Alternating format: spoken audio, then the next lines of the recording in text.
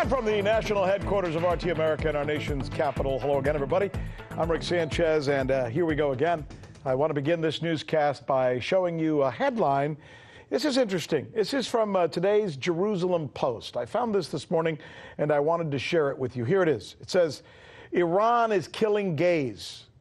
It makes you ask as you watch this. See that headline right there? Iran, publicly hangs man on homosexuality charges. And it makes you ask, is Iran that barbaric? I mean, they're actually willing to hang a man for nothing more than being gay? That's what it says, right? I mean, right there, front page, Jerusalem Post today. Certainly got my attention until I kept reading.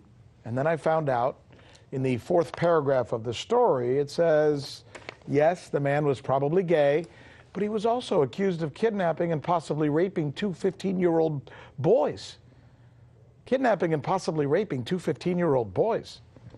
Then what gives, right, with the misleading headline? All right, here's the point. Iran may or may not be as bad as we say that they are, or as good as they say that they are, right? But remember, it's very important that we as Americans right now hate Iran. That's very important. If we don't hate Iran, it seems like our whole foreign policy is going to fall flat, right? Because if you read the New York Times, if you listen to CNN, if you watch Fox News, most media analysts agree that you will hear the drumbeat for war with Iran almost every night. In fact, yesterday, our government actually indicted Chinese government officials for doing business with Iran. Now think about that for just a minute, okay?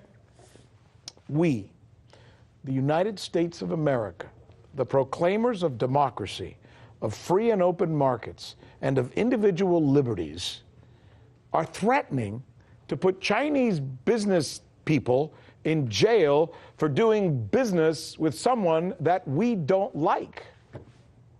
It's curious, right? Besides the obvious question of, is it right for our country to be telling another country with whom they can or can't trade or do business, there's also the question of why it is that our American media provides not an ounce, not an iota, I guess that's an iota, right? An iota of pushback on this story. Maybe right, maybe wrong, but ask questions at least, right?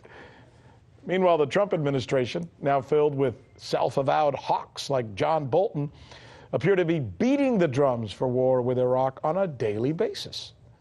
They've been doing so since declaring an end to the nuclear treaty signed by the Obama administration with Iran that Mr. Bolton says Iran was violating. All right, so I think I've got you caught up to where we are, right? That's where we are. Good.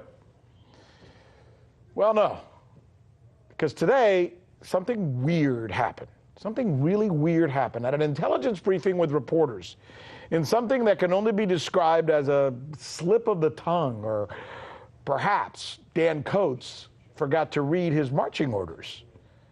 He's the head of U.S. Intel. He was asked whether Iran is defying the nuclear deal or not. Here's what he said. While we do not believe Iran is currently undertaking activities we judge necessary to produce a nuclear device, Iranian officials have publicly threatened to push the boundaries of JCPOA restrictions if Iran does not gain the tangible financial benefits it expected from the deal. So he just said that right now they're not violating the nuclear deal, right? Or as he said, nuclear. Remember, the fact that our government says Iran is an absolute violation of the treaty is both the reason we canceled the treaty and the reason that we're sanctioning them and arresting Chinese officials. So now Coates says, well, maybe they're really not violating the treaty. Mixed signals, right? You think? The fact seems to be at odds with the threats and the accusations, all right? You got the facts over here, then you got the threats and the accusations over here. What gives? This is the News with Rick Sanchez, where we ask these questions that need to be asked, even if nobody else is, because we really do believe, by golly, it's time to do news again. Hey YouTube, thanks for checking out our channel. We hope you enjoyed the video. We have tons of content for you just like this. For more of RT America's one-of-a-kind news and analysis, be sure to subscribe. and never stop questioning more.